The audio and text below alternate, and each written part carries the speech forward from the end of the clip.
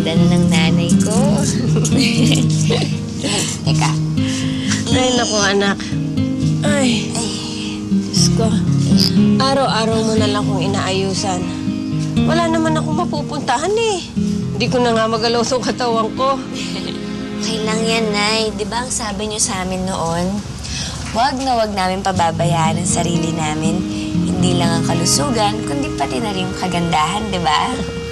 Siyempre, naalala ko tuloy nung star na star pa kami ng tiyang mo sa perya. Palabas lang namin ang pinipilahan ng mga tao doon. Talaga po? Oo. Wow. Talaga? Yan yun, Nay. Tayo yata yung pinakamagaling na lumakad sa alambre at saka magbisikleta sa lupin. Sayang nga lang eh. Aksidente yung nanay mo eh. Nabaldado. Eh di sana, artista na kami sa telebisyon siguro ngayon. Chang, hindi naman po kagustuhan ni nanay yung nangyari eh. O siya, sige na. Naku, kumilos na nga tayo. Dahil kailangan natin magkapera. Kaysa nagbubulahan pa kayo mag-ina dyan. Dinky! Dinky! Kapatid mo talaga. Chang, bakit? O saan ka na naman nagpunta? Puro ka kasi laro eh, kung tinutulungan mo sana ako. Sige na, kunin mo to. Labas mo na yan. Yung mga bayo, ilabas nyo na. Elma, pasensya ka na. Kakabawi rin ako. Paano, ate?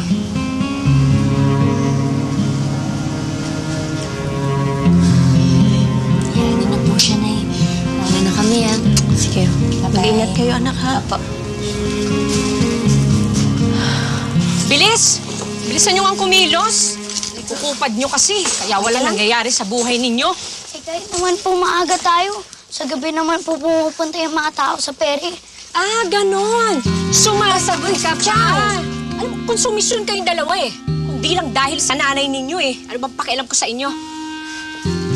Anong nangyayari dun? Halika, puntahan natin.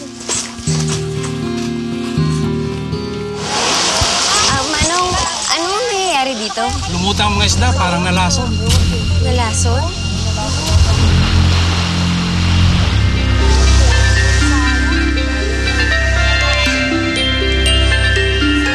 Chang, ano bang gagawin niyo dyan? Halika dito. Buksan mo dahil. Chang! Chang, huwag niyo po sabihin uulamin niyo yan.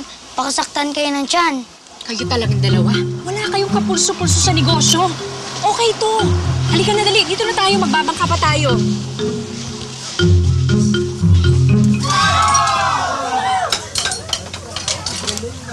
Ate, nakakailang panalo na ako ah.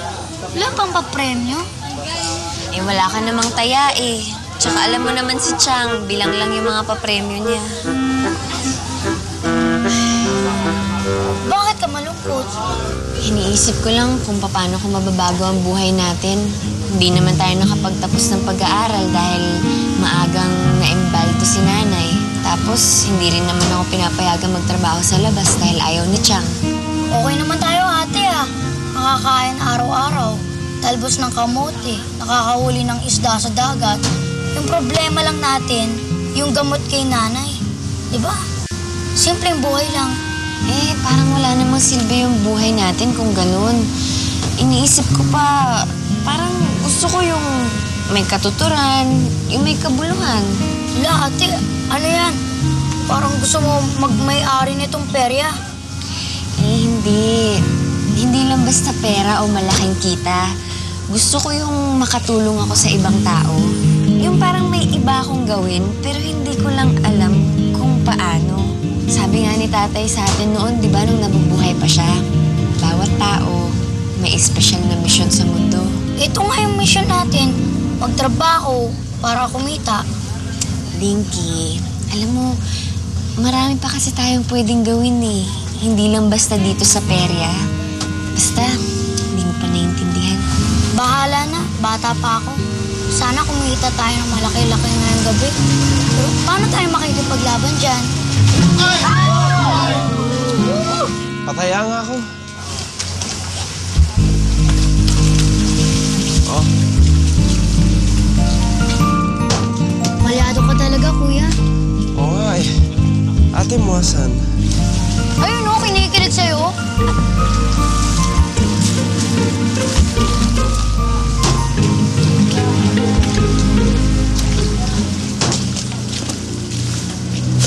Ay, Chang. Kita mo yon? Ikaw na sana yan eh. Kaya arte-arte ka pa kasi. Chang, alam niyo naman pong takot ako sa tubig, di ba? Baka malunod po kasi ako dyan eh. Malunod? Eh, ang babaw niyan. Paano ka malulunod? Huwag kang matatakot. Arte lang yan. Alam mo, kami nung kapanahunan namin, kapag sinabing kailangan tumawid sa alambre, gagawin namin. Walang arte-arte. Eh, ba't hindi na lang po kayo dyan? Ayoko na ng mga ganyan. Ayoko magaya sa nanay mo. Ano pong gagawin niyo dito? Ayan. Meron akong... Teka. Meron akong naimbentong palaro. Bago. Teka. Ano to? Mga kaibigan! Lapit kayo! Lapit kayo! Dali! Meron akong bagong palaro. Taya kayo! Uy, 1, 2, 3, 4. Ano? May taya na kayo? Ready na? O sige, ready? Set! Go!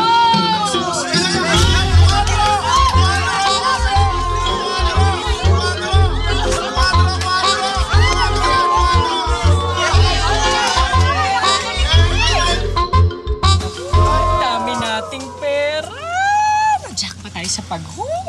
Alam mo, sigurado bukas mas marami pa to. Mas marami pa tayong kita. Kita mo nga. Dami-dami natin pera. Chang, hindi ba kayo naawa sa pagong? Hindi naman po siya pang ganyang hanap buhay eh. Ano pang silbi niyan dito sa mundo?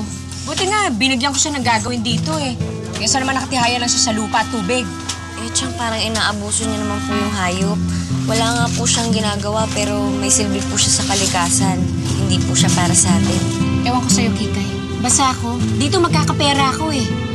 Hira ako. Oh, galingan mo bukas ha. Naku, tiba-tiba ako nito. Sige, good night, Pagong.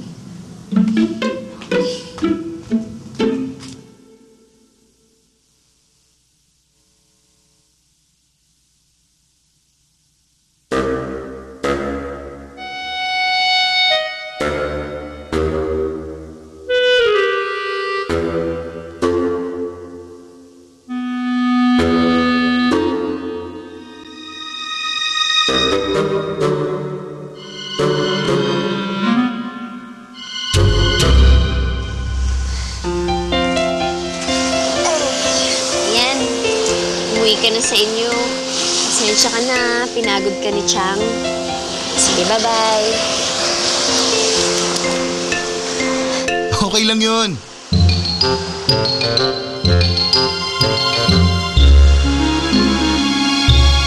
Ikaw ba yung nagsasalita?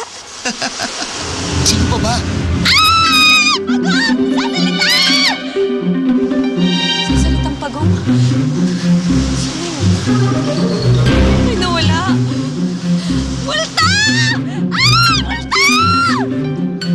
Nasaan na yung Pagong? Nasaan na? Ano ba? Nasaan na yung Pagong ko? Chang, di ba nalagay niyo sa batya? Ayun na nga eh. Nilagay ko dun pero ngayon wala na. Elma, pwede ba kumalma ka nga? Saan naman mapupunta yun? Alam ko na. Alam mo kasi ate, yun nga sinasabi ko eh. Nandun nga pero merong nakialam. Ikaw no? Ikaw din pinaglaruan mo no? Hindi mo talaga. Chang, huwag niyo naman po siyang sasaktan. Ako yung nagpakawala sa Pagong. Hihira ka na! Pwede ba? Pasensya na. Mga pamangkin mo yan, huwag mo silang saktan. Ikaw, Kikay, ha? Pagbabayaran mo sa akin, pinawala kong kita. Pero Chang, paano po? Chang, huwag naman po ganito. Ibang trabaho na lang po. Oh, ano Mario? 300? Ano naman? Ikaw naman? Ang kinis ng pamangkin ko. Ang ganda pa, oh. Sigurado tatauhin ka lalo.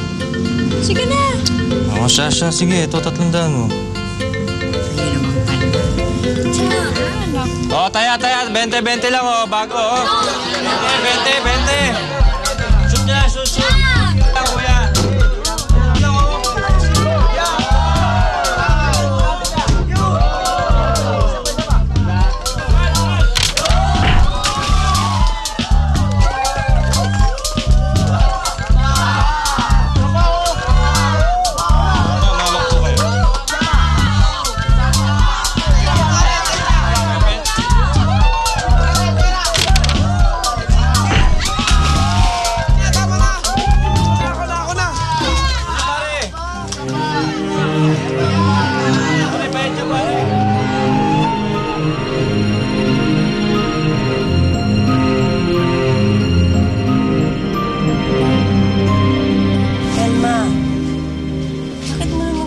itong mga anak ko.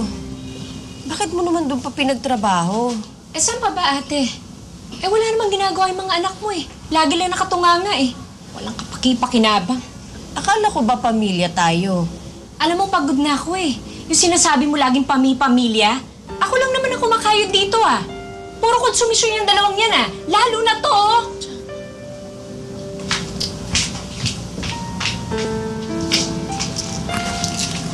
Oh, saan ka pupunta? Aalis na ako. Ayoko na. Elma naman. Pwede naman natin itong pag-usapan. Ate, pagod na ako. Ayoko na talaga. Alis na ako basta malayo dito. Elma! Elma, sandali lang, Elma! Bilang ako nagkasakit, siguro mas maayos ang buhay nating lahat. Ay, hayaan na po natin si Chang. Maghahanap na lang po kami ni Dinky ng ibang mapagkakakitaan. Tsaka na siguro panahon na rin po para iwan po natin ang buhay sa perya. Dinky, wala nang gamot si nanay. Paano na yan? Kahit barya, walang iniwan si Chang. Wala siguro manghihiram na lang muna ako ng pera kay Aling Osang. Ikaw nang bahala kay nanay dito ah.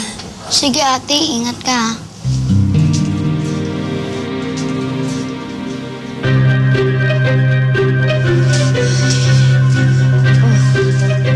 Pwede to ah.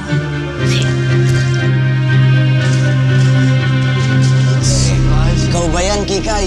Aba, dalagang-dalaga ka na. Kikay, lagay ka muna. Nasa edad ka na, di ba? Pasensya na kayo, hindi kasi ako umiinom talaga niyan eh. Dapat matuto ka na.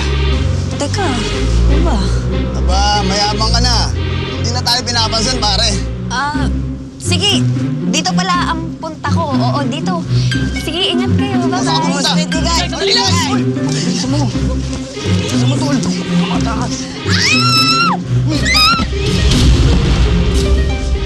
Lagot. Wala na malay. Tara na kasi bata tayo!